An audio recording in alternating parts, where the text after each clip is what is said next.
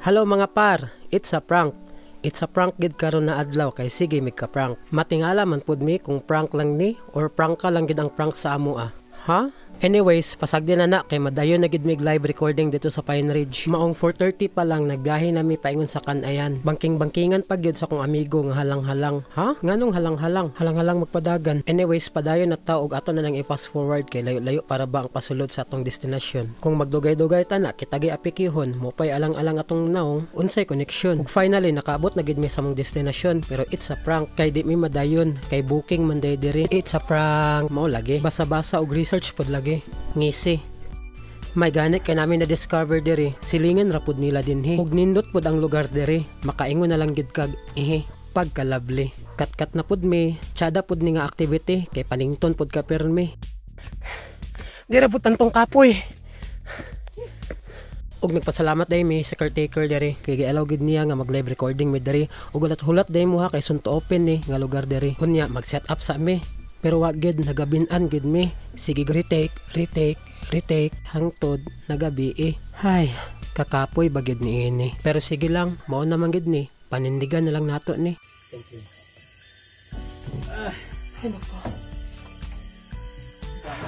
Pero it's a prank na pod kay ang sabot namo 5:30 mahuman nami pero unsa magid ning technical difficulties char napagit retake nga di mahuman nagabinan na lang unya pauli nami kay horror naman murag gilok naman kayo ibiyahe sa dalan kita man mo diha grabe kay ngit sa dalan kinsa pay di magilokan.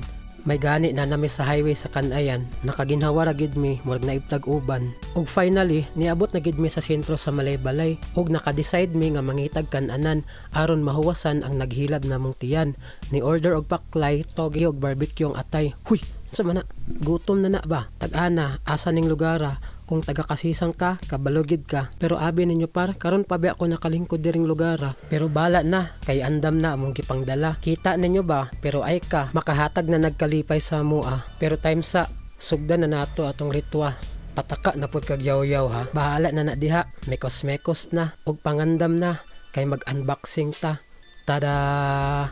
Pagka, kapiha. Kayo man na magampo, kaon na.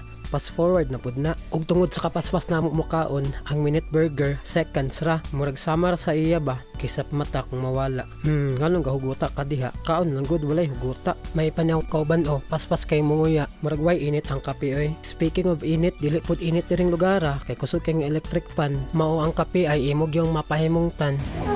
Saman boy. Good.